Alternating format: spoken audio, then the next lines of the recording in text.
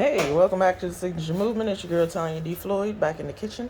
Getting ready to put some work in on these chicken tenders. Watch my grandson. What we having?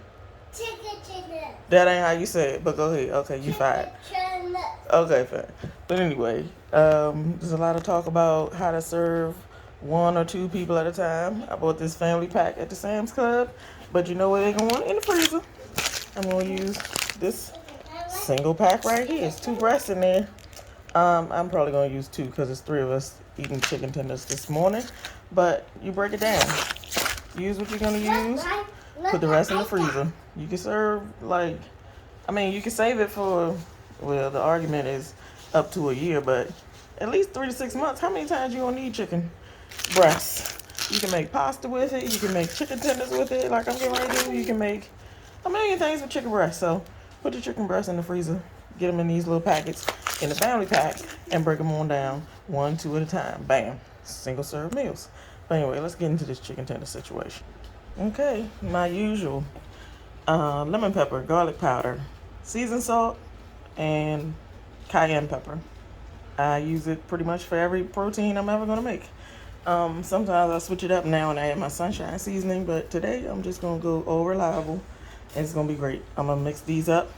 And then I'm going to do what nobody else does. After I slice them up, I'm going to dump flour in there and I'm going to just mix it around. I'm not going to shake it in a separate bag because I hate that. And it just, what for? Watch. I got Big Mama heating up in the meantime. Big Mama. Because what kid in their lifetime doesn't need a little bit of extra iron? They always do. Just going to head it off at the pass. All right, I got all my tenders sliced up nicely, seasoned up nicely.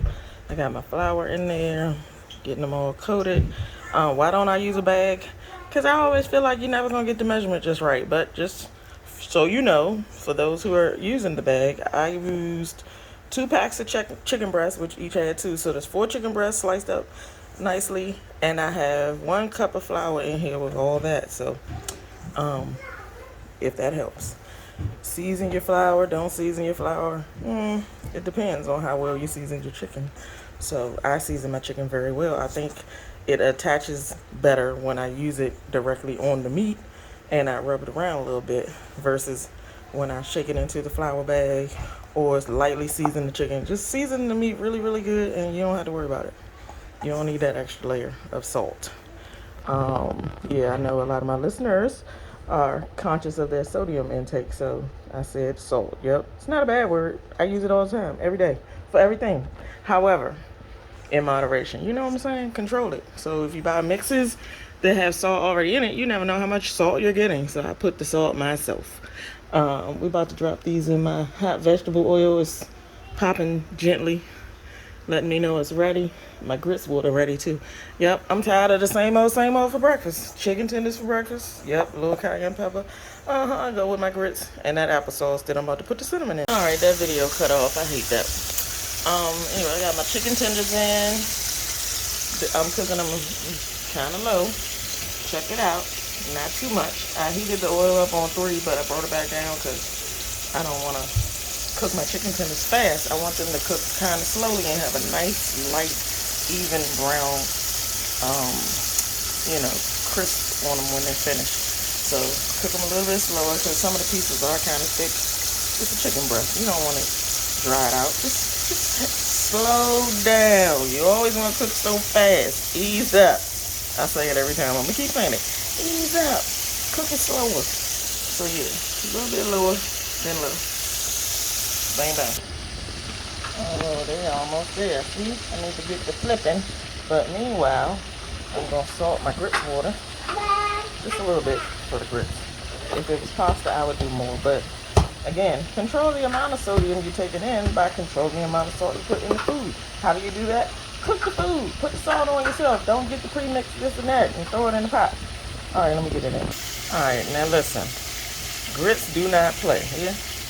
I turn my heat from medium high all the way down to the lowest setting because I want them to absorb all that hot water and not pop on me. But I'm going to keep stirring them.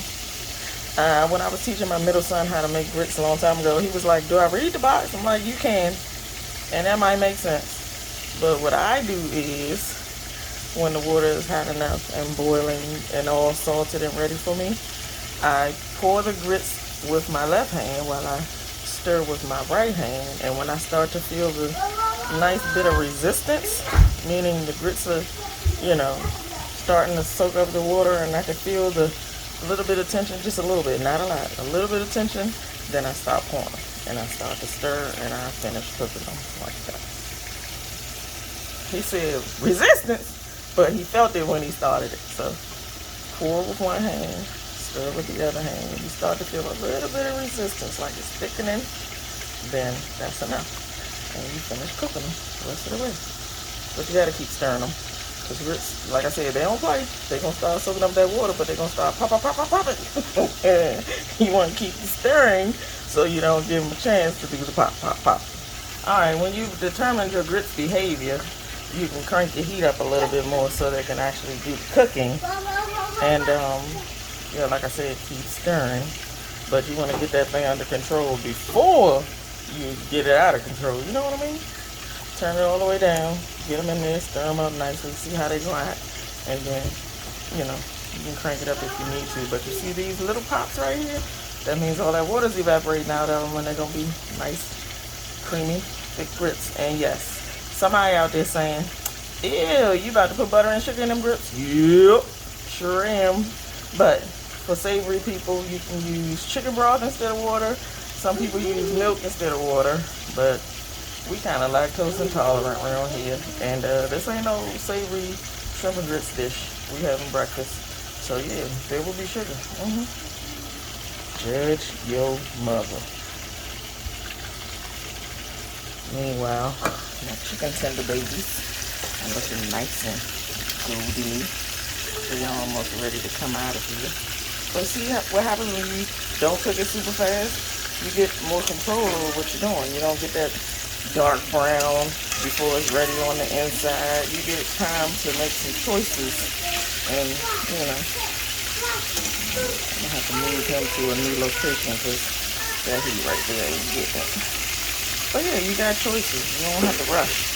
You don't have to feel put out, So look at that. And I like just a little bit more crust, a little bit more crisp. So I flip them one more time and I'm going to get a little bit more brown on them and take them out. Boom. Grits. If your grits are too thick, do not despair. If it's early in the cooking process, you add more liquid and they'll cook, better. If it's late like this at the end and your grits are too thick, these are not. These are perfect. If your grits are too thick, add a little heavy cream and then see if you can salvage them. But they'll be good creamy grits for sure. You might have to add another little pinch of salt at the end. Just taste it. Play with it. It's cooking. It's not, rocket science. Science, but not rocket science. My chicken tender babies came out. The next batch went in. It was a little sluggish though. I'm going to have to crank my heat up a teeny bit. I don't like what's happening. But again, if you started lower, you have time to adjust and make it what you want to be. But if you started too hot, it's too late. You done already messed up. But look at these little babies right here. Babe, you want to try? It's hot though. I can't do this to the little baby like that. Let me see. I'm going to do it. Take one for the team. You want to taste? Oh, it's not too hot for you. Try it. Blow it though. Look at that nose. Good God. Alright. You the best, babe. Alright. Add a little cinnamon and some sugar to that applesauce. Heat it up. A little bit more cinnamon than I usually like though. I don't know. I might have to add some applesauce to get that. I don't know. But yeah, your grits will thicken as they cool. This is good consistency right here. See what I'm saying? Chicken tenders. Different kind of breakfast. Boom, boom.